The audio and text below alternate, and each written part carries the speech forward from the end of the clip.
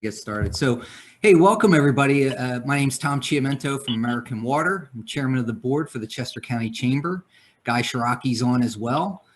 We have a great program for you today. We have an opportunity for everybody to hear from the Senate Majority Leader, the new Senate Majority Leader. I'll turn it over in a moment for her introduction, but just remind everybody, if you could keep your keep your phone on mute or your Zoom on mute, and even after the speech and when the majority leader speaks, and if others are asking questions, just try to keep everything on mute. Makes everything run a lot smoother. So, hey, look, we're trying to do the best we can in this pandemic environment.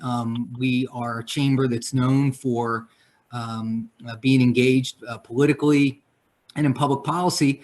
And we like to bring in, folks that are on the front lines of that and are representing us in our government, and hear what they have to say, and ask them questions and make suggestions on what maybe they should be doing. So it's not a shy group, Senator. You'll see that when you open it up for questions. But again, just remind everybody that we're blessed and pleased to have with us today, and people are willing to come and speak with us because we have very good conversations, rational, polite, and civil, constructive conversations. And I expect no less from this group today. So I'll go ahead and turn it over to Kim Cocker from Independence Blue Cross. Kim, to make the introduction of the Majority Leader.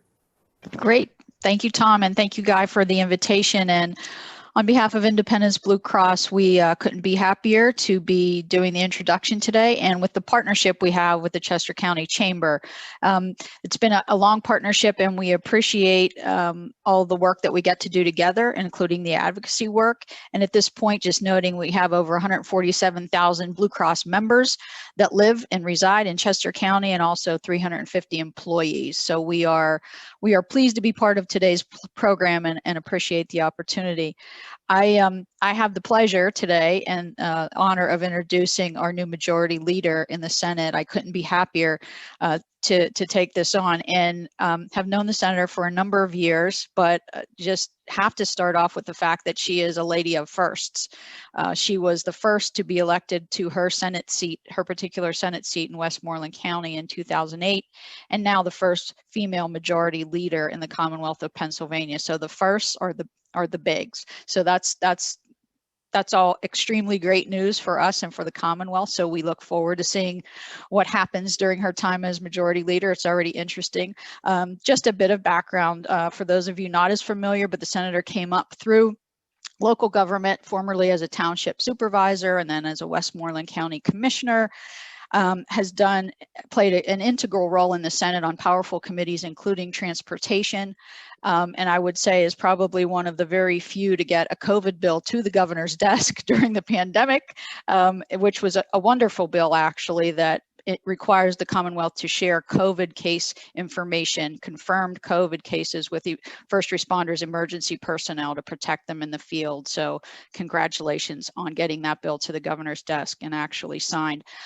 Just on a quick personal note, Senator, I know we all share the sadness that you have today, as do your Senate colleagues, about the passing of Senator Arnold. So I would just quickly say we are very, very sorry and offer our condolences for someone who's left way too soon. Was a valid fighter. I've appreciated knowing you over the years, Senator, on the Banking and Insurance Committee meeting and working on issues. So at this time, I can just say to everybody, this is a lady who is great to work with, open mind, open door. So thank you, Senator, for joining us, and look forward to hearing your comments. Well, thank you. And thank you for inviting me to speak with your group. We spent the last, well, I want to go back to, I am the first woman, but I'm also the first majority leader not to break 5 foot high. Okay, I just want to tell you that right now. So it's another first, I think, that can go into my little first pile. But, we have spent the last 2 months focusing on, not really by choice, they should have been fun months, right? We should have been out meeting more people and doing what we need to do to promote our caucus and our priorities, but as you know, they've been clouded.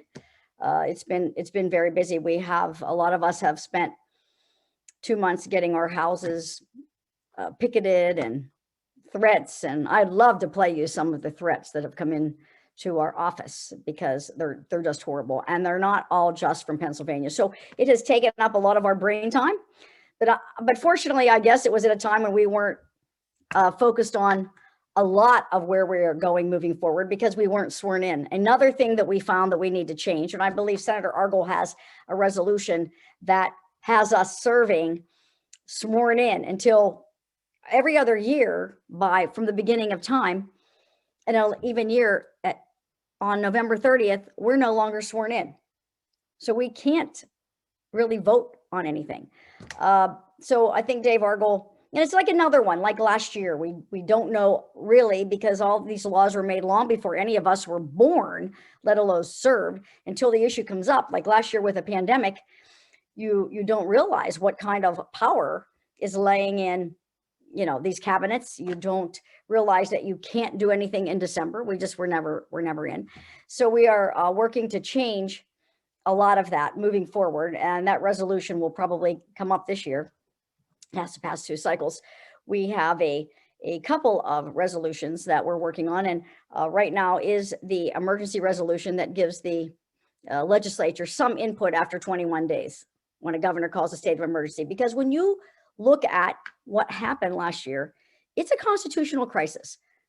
And it's not just a Democrat governor. In Arizona, they have a Republican governor that won't work with them. It's not partisan. It is the person who calls a state of emergency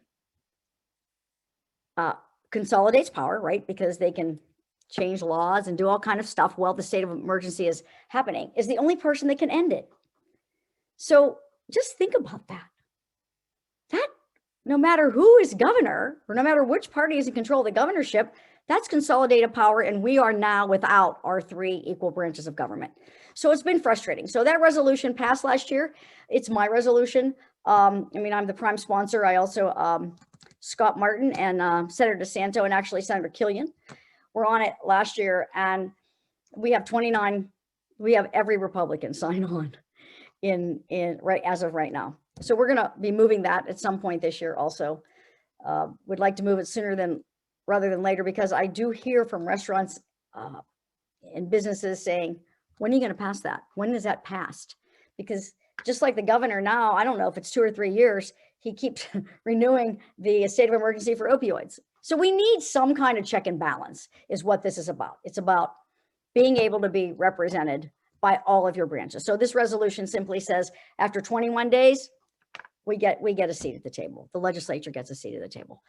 So that is that, and the other resolution we're going to do right now is the abuse resolution. And it has expanded, of course, to cover a lot of different entities, not just the Catholic Church. So we're going to be working on those things right now at the beginning of February. We have plenty of very important priorities, such as, our budget is probably going to be a big cluster this year, that it's going to be another challenge. We have a transportation challenge. We all know that we have to have good transportation or we don't have any economic growth. So that's another key point that we'll be following. There are a group of people that are pushing as a priority school choice. That will be a fight, of course. It'll be a big battle to undertake. So these are some of the things we're working on right now. I don't know every little bill that we're out there with, and we won't know that. We all represent different areas, and we all bring bills forth that help the whole Commonwealth, but that are really brought forth to us from the grassroots, from people that we hear from. And what I'm interested in today, and every time I talk to businesses, is what are your priorities? What do you think we can be doing to help business? What can we be doing to help industry? What are things, and there are a lot of really great things we could be doing, but what are things that we can get done? We can pass bills all day, and we're willing to do that for the most part and put them on the governor's desk.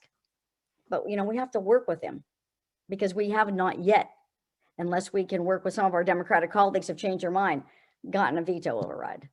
And we would need five Democrats to give us a veto override. And As I observe that caucus, it seems to be going more and more the other direction than back toward, you know, where Costa was and Lisa is. So, you know, I think it's a challenge, but it's a challenge that we're willing to undertake. When I ran for this position, I talked about how the caucus would be making decisions, because this isn't my agenda. This has to be the agenda and the priorities of our caucus. And so all of these things that we talk about have to have agreement. We are going to work on election reform, and it is what we're all hearing across the state. And, you know, we can talk about everything that happened this past cycle, but some of the things that happen that give people doubt, and it gives them ammunition to say, this wasn't right, this election result isn't right, are things like, yeah, you can stand 100 feet away. Like, why would you do that? You know, in Philip, why would you do that? Just let them stand up close so we don't have that issue. We're not continuing to say, oh my gosh, they cheated. You know, there are the Supreme Court of Pennsylvania. I don't think we've ever won a case with the Supreme Court of Pennsylvania. That is a politically inclined, left-leaning court, as far as many of us are concerned. And you know, the things they did in the election law, I mean, that wasn't our mail-in ballot law. So when the amicus, we had an opportunity to file a brief in support of Kelly and Parnell, I was like, yeah, because I don't want to go defend a law that wasn't our law. They changed that law for this election, and I don't want to defend that. That wasn't our law. So you have a big portion of the population that are, I mean, they're all mad at us over the mail-in ballot law in general. They're mad at all of us for doing that. Pull it back. Well, it's not going to be an easy way to pull back. And truly, that law was nothing more than a no excuse absentee ballot law. That's all it should have been. It should have not have been this complicated. And the Supreme Court of Pennsylvania and Secretary Boockvar made it very complicated. So these are some things that we're going to have to try to flush out now. Senator Cortman had put together a subcommittee with Republicans and Democrats that had subpoena power to try to see what it is we can fix and what we can't. You know, we found out through a right to know that Secretary Boockvar spent over $500,000 on an airplane on election day, our tax dollars, to fly over Philadelphia, get out and vote. I mean, you can't do that stuff. So that's not cheating, but it's not right. Correct? I mean, do you want your money to be spent on that? Anybody? I don't think. I don't.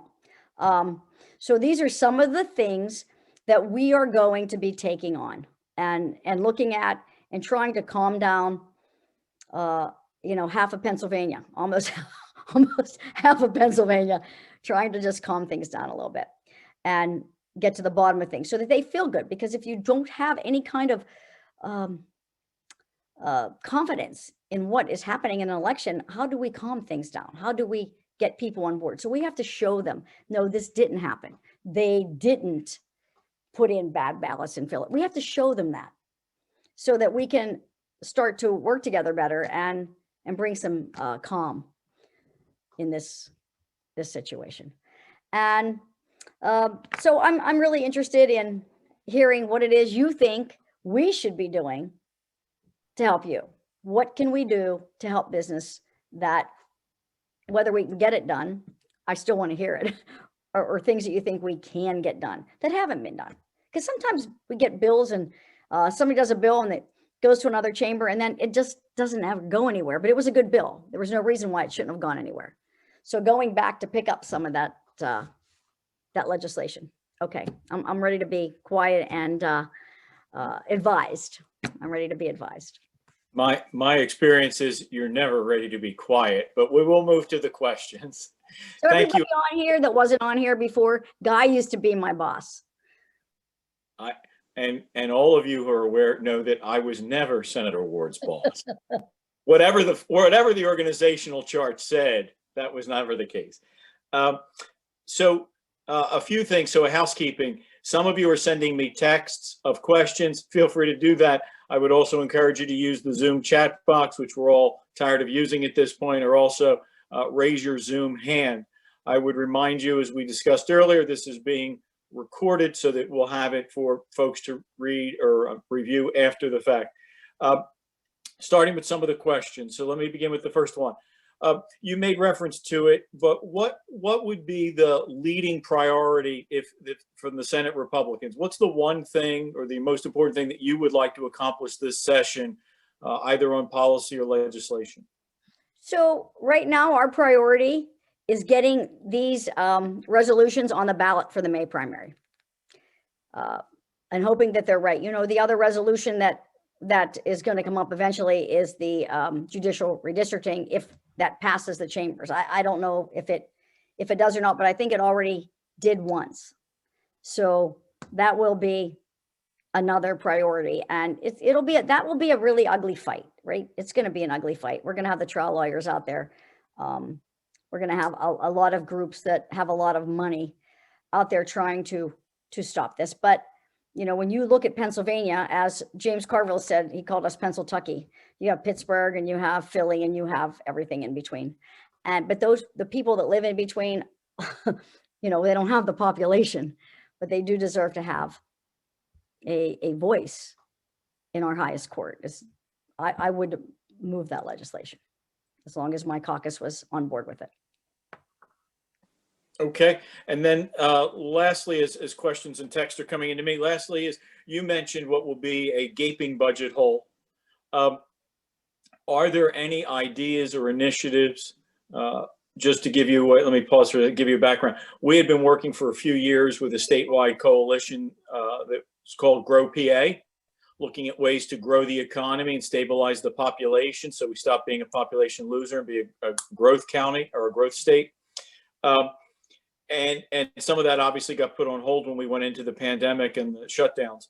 But I guess the question is, are there plans being considered, legislation being considered, initiatives being considered on how to actually grow the economy? Because you know, you can't, there's a point at which you can't cut spending, and there's a point at which you can't tax people, particularly coming out of a recession. So are there plans being discussed on ways to jumpstart or grow segments of our economy? Well, Besides the deregulation of some of the industries, I haven't seen the bills yet, and I'm sorry, but I don't know a lot about what was in Grow PA. Are there ideas in that package that can help with that, Guy? Yeah, and I can share some with you and your team afterwards. In an attempt to try and find consensus, I'll just do my quick commercial. This way, Senator Baker can report back to Rob Wunderling and say I did my job. But the quick commercial for Grow PA is that we had tried to focus on areas of the economy where there would be consensus and less ideological focus. So it was to try and strengthen infrastructure, work on healthcare, both because it's an important part of our economy, but it was also a way to take on the assets of the strong medical communities, and also deal with some of the rural population, and try and bring the quality healthcare that exists around the state and make sure that it got to everyone. And then the third was higher education reform. And Chris Fiorentino, who's the president of Westchester University, is on this call.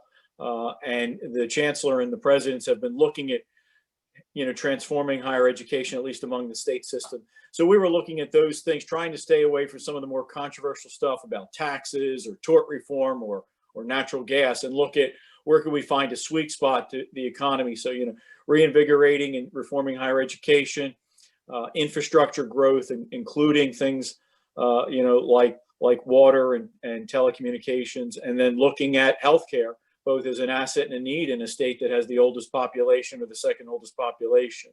But I can go through, I'll give you a lot more detail, but that's sort of where we were on that. Well, broadband is a huge issue, and we are talking about it again. And I think that because of the pandemic, in some areas of our Commonwealth, people could not get online for their kids to do school. They could not get online. They would have to drive somewhere. And they were not places that are absolutely isolated.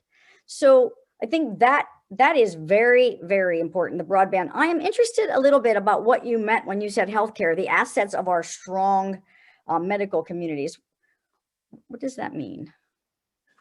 Well, I think that the sense going into it was that between UPMC, you know, I'll leave somebody out. I feel like, you know, a parent or as a chamber president, the danger is when you start listing people, you leave somebody out. But with UPMC, the Penn System, Mainline Health, Tower, Geisinger, Hershey, we have all these wonderful facilities.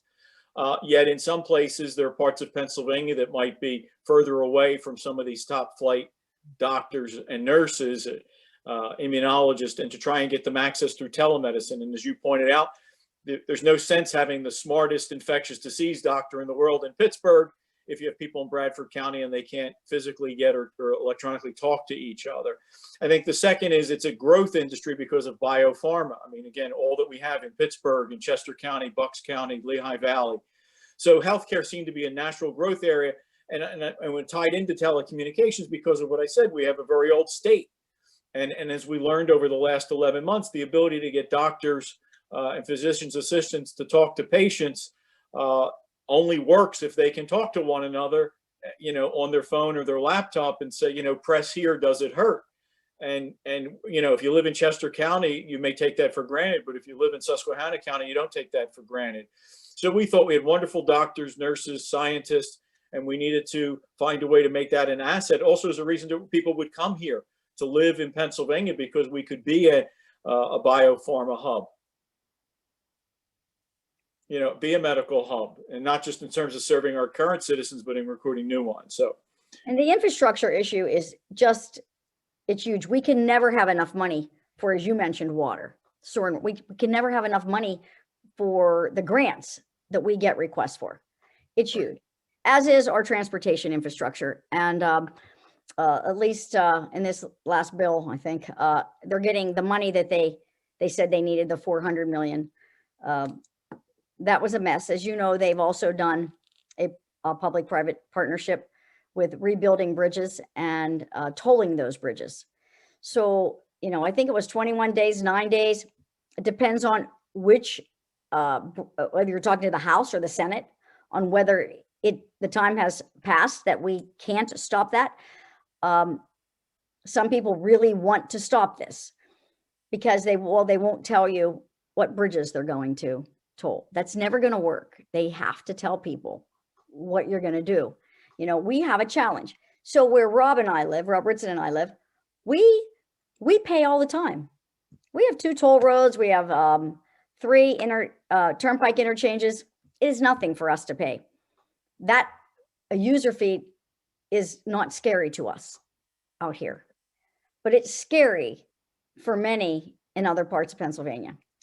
So I think PennDOT would probably serve themselves well to say what bridges, and they said they were all bridges that needed to be replaced, all bridges. It would help if the federal government would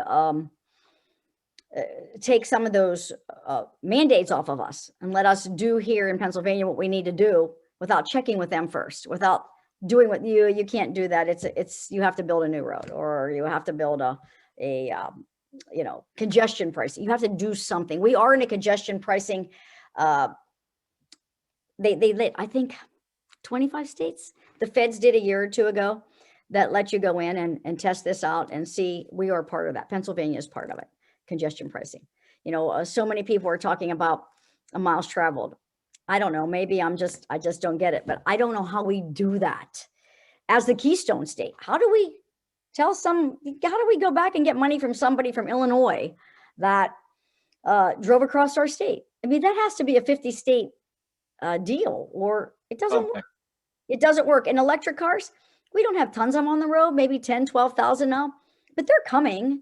I mean, Volvo and Tesla, they have asked, and they did, I don't know if they've already done it, but our turnpike interchanges to be able to put electric charge ups there at those spots. So it tells me that they're coming, and then they will in some way need to pay something for using the road. So I think North Carolina, they pay what the average gas tax is, the electric cars. And I keep telling our folks, it's better to do that when there's 10,000 on the road instead of when there's 200,000, because the gas tax isn't going to work. Our cars are more efficient. It's just, that's not going to work. So we do have to find a way to put that funding in place. I'm actually hoping for a big federal, program saying, yep, here's 2 billion, here's 3 billion, here's 4 billion, go for it. Because we haven't been able to get that. So a big bill on the national level, federal level would help us a lot. Okay. No doubt. And higher education reform, can you back up? I want to talk about that. What do you mean higher education reform with our state schools? Because we've been talking about that for a long time, right? I mean, why do we have to have nursing at every school? Why do we have to have engineering at every school? Is that what you mean? Well, we were talking about that even prior to then, and making sure that we were allowing the schools to have a little more independence, and also trying to adapt to the work needs. I mean, maybe the classes offered in northeastern Pennsylvania or southwestern Pennsylvania geared around the gas industry are different than what you're offering, in Chester County, because there's industry specific and more certification programs. Again, allowing them to be more creative. But if you don't mind, I mean, I don't want to put our president on the spot, but President of Westchester, Chris Ferrantino, is on the call, and he can probably speak better, particularly as we're proud of him being from one of the schools that is thankfully growing and has a stable budget. So, Mr. President, allow me to present to you, Senator. Well, thank you, Guy, and good afternoon, Senator.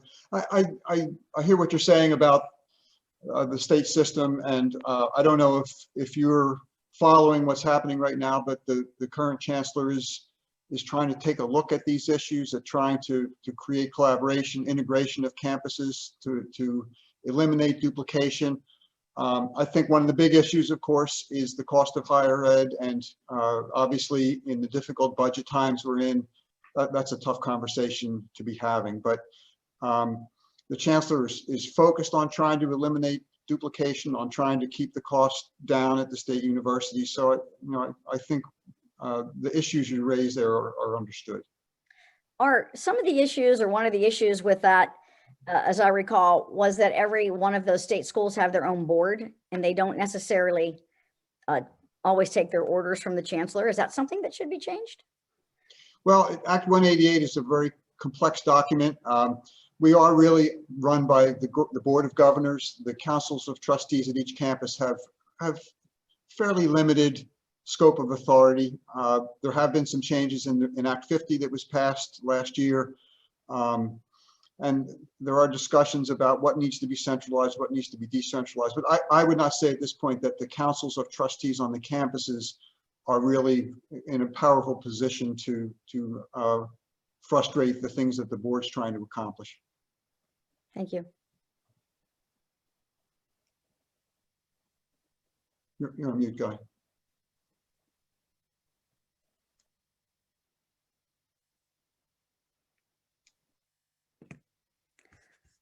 Guy, if you're talking, you're on mute. See, I was trying to give you the floor. So I was going to say Todd Kowalski actually raised his hand, so I wanted to give the floor to him. Todd, your Zoom hand is up, so you're on the clock. Hi, Senator. Two things. One, Adam Pancake's probably worried I'm going to talk about esports, but I'm not going to talk about esports at all. And two, I too used to work for Guy Shiraki, so we have the privilege. I just wanted to know, in this time, I think everybody's focusing on what the differences are in the agenda for what the caucus is going to be looking at. Do you see anything that is going to be that you guys are going to be agreeing on between Governor Wolf and the Democrats? Do you see anything that's going to easily sail through, or be a topic of conversation that you guys are going to agree on bringing up? Well, I do think that there will be some issues that are right now on the forefront, like some of the election reforms we're going to be able to agree on. But there are so many bills that we always agree on. Most of the things we don't disagree on. Now, we have to work with the governor and the Democrats, and we come up with a compromise, but it's not always, as you know, it's not always that we can't get anything done. We have to get some things done. We have to work with them. We all need to be on the same page. We have redistricting coming up. The census is late. We don't have it yet. They're late getting it to us, but we have redistricting coming up. This is important, and it's going to be a big, ugly fight. You have all these outside groups that want to do the redistricting, and I think we're going to end up with lawsuits and every other kind of thing you can imagine when you go into something this controversial. So, we have some big items that we have to work together. We have to work together on. And I think there are most of our bills that are fine. There will be some that he would never sign, like he probably didn't sign 5 or 6 of them last year. That, what was that one? That, oh, was it HR or SB 836 that said that he should, if we tell him that he has to stop the state of emergency, he has to stop the state of emergency. So we've had a lot of that. We need a lot of clarification in our laws. You know, and our Supreme Court has done some things like shall doesn't really mean shall anymore when things go in front of them. So we're going to have to, when we moving forward, putting bills in, when we say shall, we're going to put something after it that puts a penalty for not doing shall. It's been, it's really quite a challenge, but I think for the most part, things that are good for Pennsylvania, we'll be able to work on together. I don't think that we're going to fight over everything. And I'll give the governor this. I don't agree with him on a whole lot, but he's always a gentleman. You know, he really is always a gentleman. He has, I'm going to tell you this because this is funny to me, and I probably shouldn't, but the day before our first, the swearing in, he called Senator Corman, and he doesn't even say bad words. He said, I don't want an S show. I don't want an S show. And you know, he's like a Boy Scout. He's like your somebody you would pick to be your grandfather. So I think we'll be able to work together on plenty of things. Guy, it's Earl Baker. I'd like to address the leader and congratulate her for being there. When I was in the Senate, the leadership tended to come from the East. And now, of course, that has changed.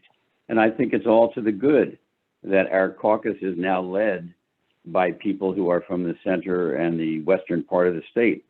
And I will commend you, Guy, for your statement about Grow PA. I think you articulated it very well. And Senator, the Grow PA, if you're interested, you will get plenty of materials from Grow PA, and Guy summarized them very well.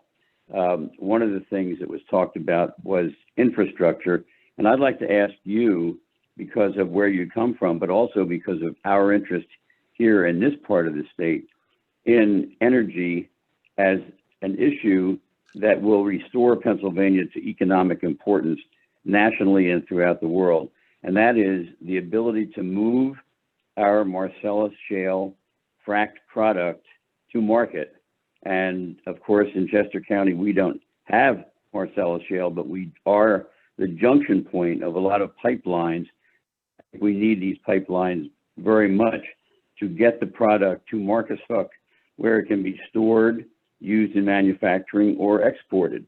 And so I just want to encourage the caucus and the Senate to take a very firm, supportive position in terms of energy infrastructure as being critical to the future of our state.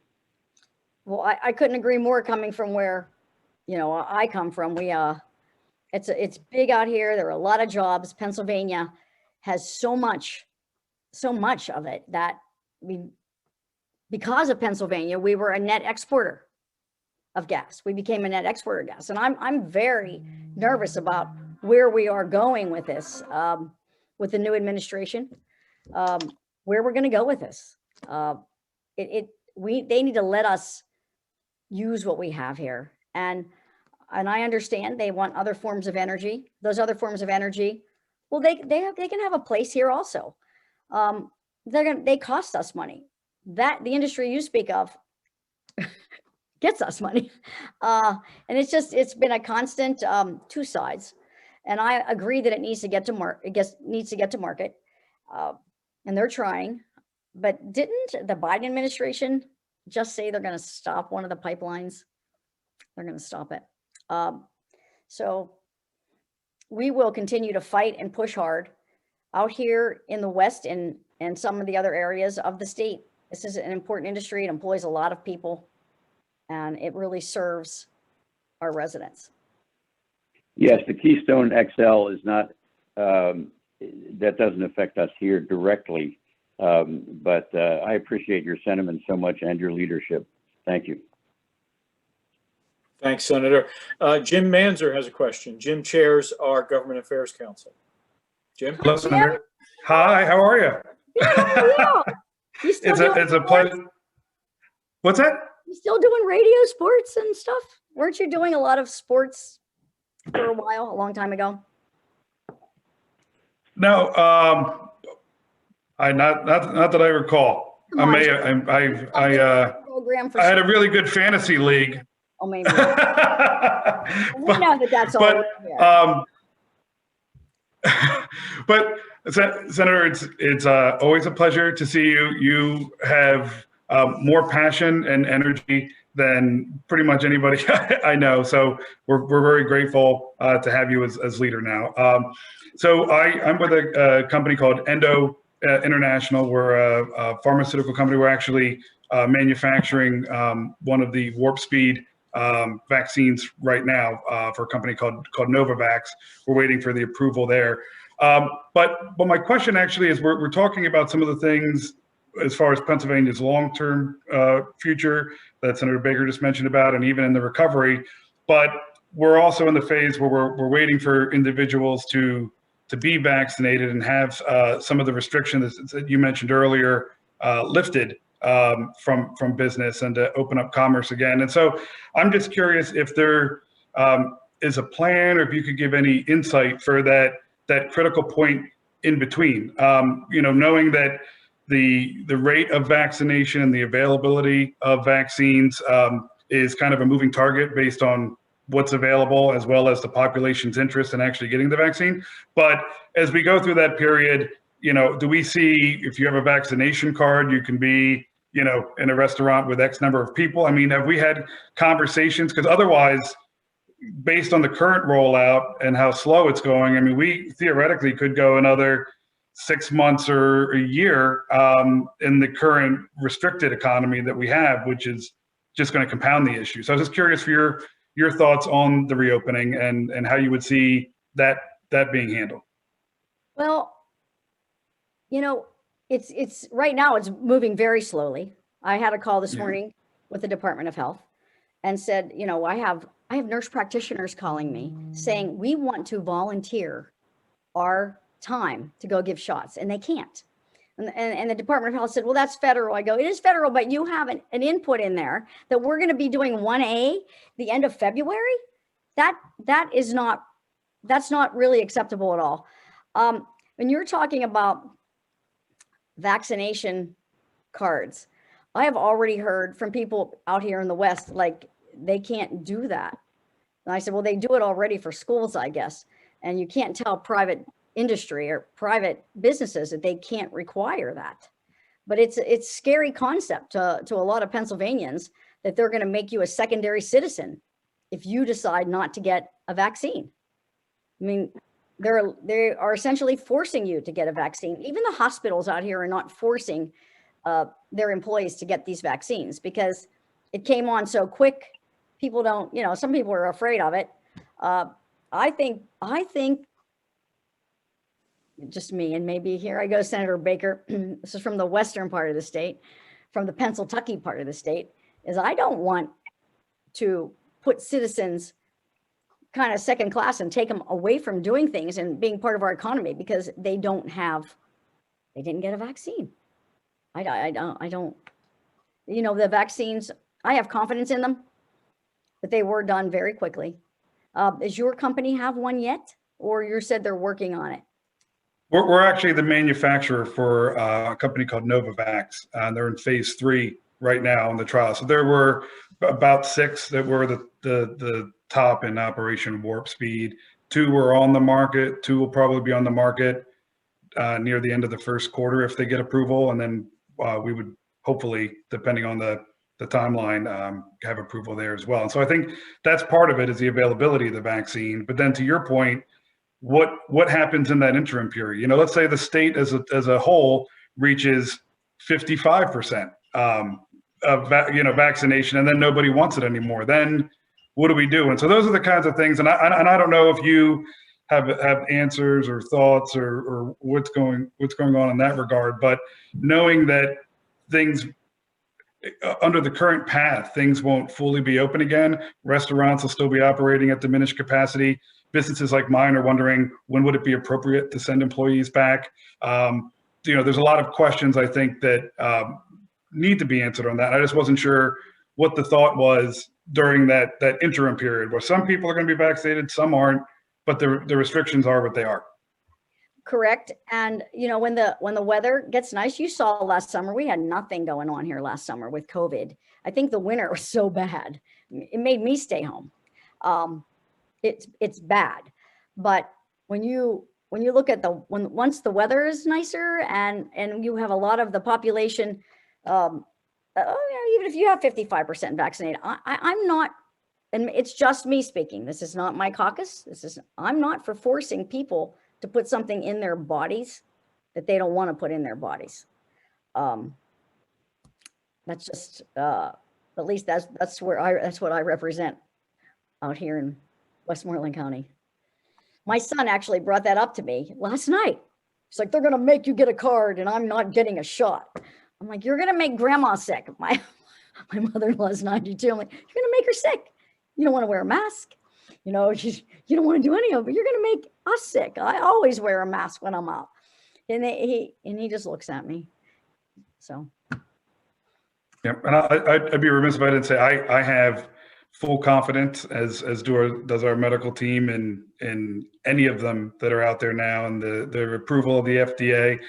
However, just my personal opinion as a citizen, I can understand that concern, and I think that's why I asked the question, because we're kind of on this path with an unknown finish line, and we don't know the timing of it. So I don't know that we can necessarily plan on what the recovery is going to be like, not knowing when necessarily certain restrictions are going to be lifted and places can get back up to full capacity. And to your point, when is consumer confidence going to be out there? People who used to go out a couple of times a month, maybe they go out once a month now, and so the long-term effects I don't think we know yet, but I just wanted to at least raise the question because of the economic vitality of the Commonwealth and that hole potentially getting bigger over time. So I always appreciate your candidness and taking the time to address it. And thank you for joining on our call today too.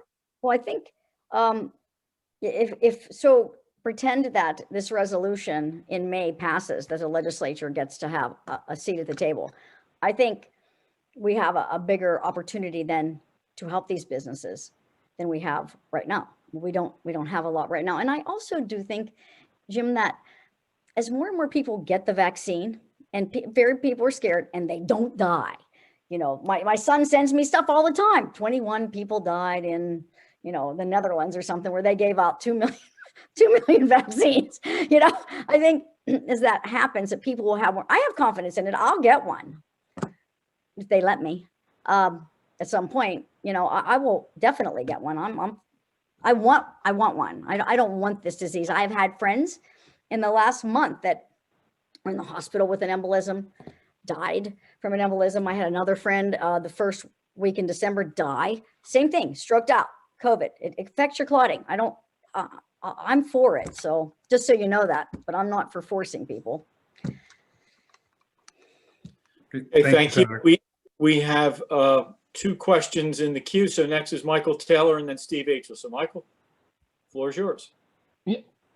Good afternoon, Senator. Michael Taylor here. And I just wanted to trumpet what Senator Baker was saying about the need for pipeline infrastructure. That is the best thing we have going for the Commonwealth of Pennsylvania. However, I just wanted to pass along that we also need to have some guidance and regulation from Harrisburg on the safety implications with these pipelines. I think most people on the line would understand, and Guy, I know you do, that right here in the heart of Chester County, there has been fights and there has been turnover, and in the political leanings, we've had issues with townships, and it's all coming from the fact that the people are scared.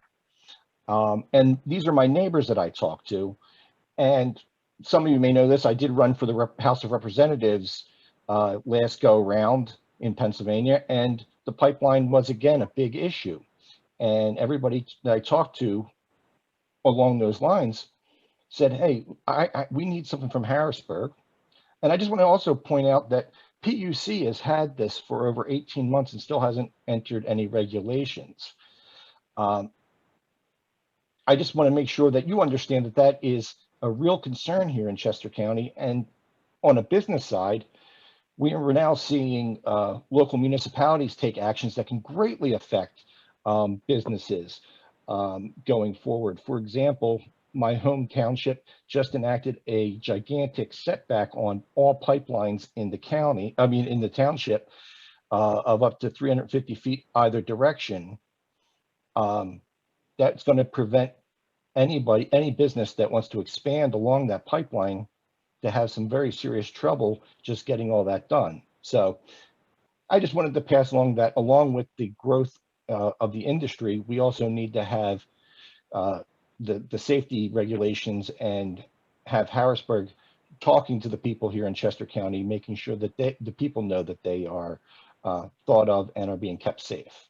So Thank are you saying that we in Harrisburg need to put in regulations that supersede those of a local municipality? Is that what I heard? No, what I'm saying is this Mariner East pipeline that is going through is not being regulated by federal regulators. It's being regulated at the Commonwealth level through PUC. And DEP. PUC, well, DEP is handling the installation. I was talking more along the lines of once it's up and running, but yes, DEP also. And quite frankly, they have not issued any regulations to regulate the liquid natural gas that's going through.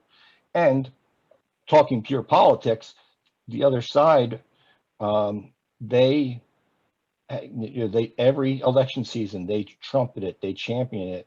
And the people are very nervous.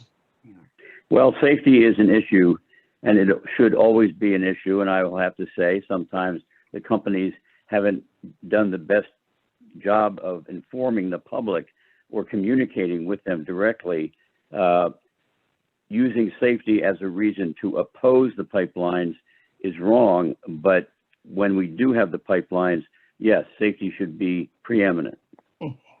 Absolutely. And I'm not saying in no way am I opposing the pipeline, Senator. I'm just trying to give Harrisburg some flavor on, on the ground floor here, where the pipeline's going through, what people are saying and thinking about this infrastructure. And yeah, I the think local municipalities are starting to do things. Do you think that it's, so you want regulations, regulations, do you think that any of the issue is communication? I think communication is a very, very big deal, both from Harrisburg and from the industry.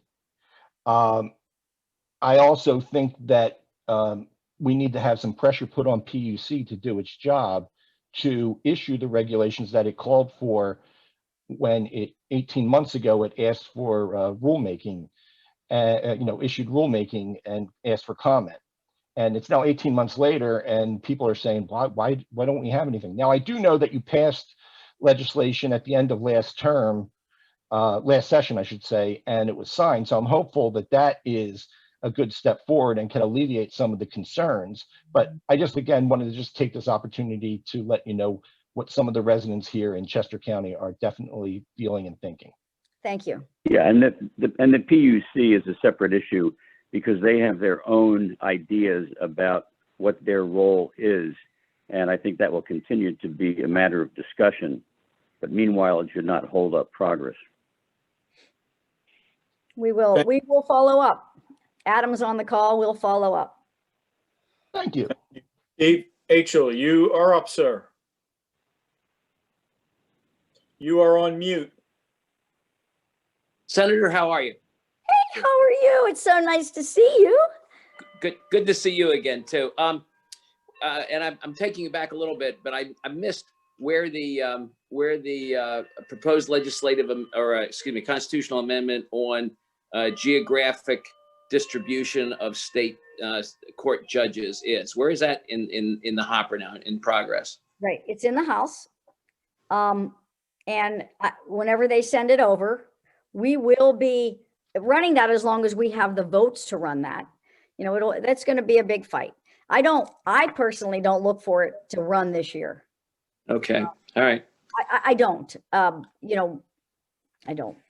That's being honest, and I appreciate that. I would like to encourage you to do what you can as leader, because everything else fails by comparison to getting the Supreme Court sorted out. It doesn't matter whether, as you pointed out, I think shall now means might or could. Yeah. And we have, I've never read a Supreme Court decision in any jurisdiction that says that an action of the governor is unappealable, which is what they put in the emergency powers decision. So I think we can sit around and propose legislation. You can do a wonderful job of passing it. As long as you have a Supreme Court that's going to read shall as not shall, we're stuck. It has just been extremely frustrating. It's like, why are we here?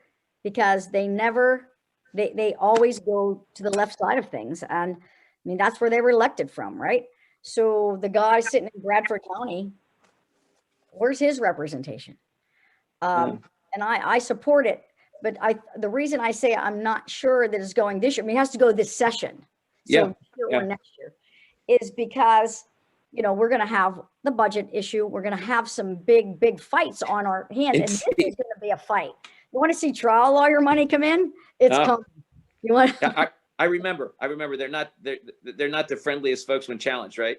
Oh no, they're not. So but it could change. We're working with the House on how we move these things, what we move from which chamber, and it's just my thought right now is not yet. But good luck with it. I think there are those of us out here who think that's really important. So good luck. I think it is too. So, Senator, I wanted to, before we go to final comment, I just wanted to share, with you what we've shared in many other calls with other legislative leaders in our delegation on this issue of reopening. And even on this call, we may have some disagreement about the timing, but I think what we're all united on is a few things. One is, like with vaccines, we need guidance and deadlines. I mean, the fact that we're still talking about this on January 19th, these are conversations that I was part of with Secretary Davin back in April, that we need guidance. Business people, as you know, have to plan. Restaurants have to plan. They can't be told on Thursday that on Friday they're closing. They have staff, they have food. Resorts, hotels, organizations that require membership, they need to know. So we need some guidance as to when things will move along so that people can plan. Secondly, if we're going to close things down, you've got to offer people hope. As we're in month 11, we can't say hang in there to museums. We can't say hang in there to karate studios and restaurants. And I think the third is that you touched on, it's been discussed, as the consumer confidence issue. It's going to be incumbent upon elected officials, civic leaders, to be comfortable and willing to engage in a public relations campaign. I think we have to recognize, perhaps with the best of intentions, that 11 months of PSAs on ESPN and MTV and during The Bachelor and during The Voice, telling us to stay home, wash our hands, mask up, stay away, order takeout, has had a collective impact. Again, right or wrong. There will come a point when the majority of Pennsylvanians, when the governor wants us to go back to museums, go back to little leagues, go back to the mall. And a lot of folks are going to be apprehensive if we don't give them a reason to feel comfortable. So we may have some disagreements on this call, but I think we're pretty clear. We need guidance. We need transparency and metrics. If you're going to shut people down, you need to give them some sort of aid. And thirdly, we need to recognize that consumer confidence in public health is a little wobbly right now. And we're never going to be back to where we need if we don't assure people that it's safe to go back and live the way they had lived. I appreciate that. So are there any final thoughts that you wanted to share with us, or any subjects we didn't get to that you want to make sure you have a chance to talk to about with us? No, I think we've kind of hit on everything, and I just want to say how much I appreciate the opportunity to speak with all of you. Please stay in touch with me, with the folks that are the great folks that are working in my office. I did put together a team in the majority leader's office, and we will welcome your comments and your suggestions, and see what we can do with any of them to actually affect change. I think that's the most important thing that we need to do in the legislature, is affect positive change for our business and for the people that we represent. So I appreciate this, and I have a bunch of notes here in front of me from the call that we will follow up on. I have Grow PA for sure. We're going to go talk to the PUC. So we have some things here. I appreciate it. We thank you for being here. I will follow up and share some information from Grow PA. Your colleague, your former colleague and next door neighbor, Matt Smith, has been very involved in that as well. So we will share some information about Grow PA. And we look forward to a point, hopefully sometime this spring or summer, we take it down to Chester County, where we make, grow, sell, or somehow facilitate or service everything. So if there's a part of the economy you want to learn about, come on down here and we'll be happy to have you with us. We very much appreciate taking your time, and we know it's a busy day in Harrisburg. Well, it is a busy day at home. I have probably seven of these calls today. So right, well, thank you. Thank you. And I'm going to thank Blue Cross for being our sponsor. Everybody have a great day. Kim. Thank Bye-bye. you. Bye-bye. Thank you. Great. Bye.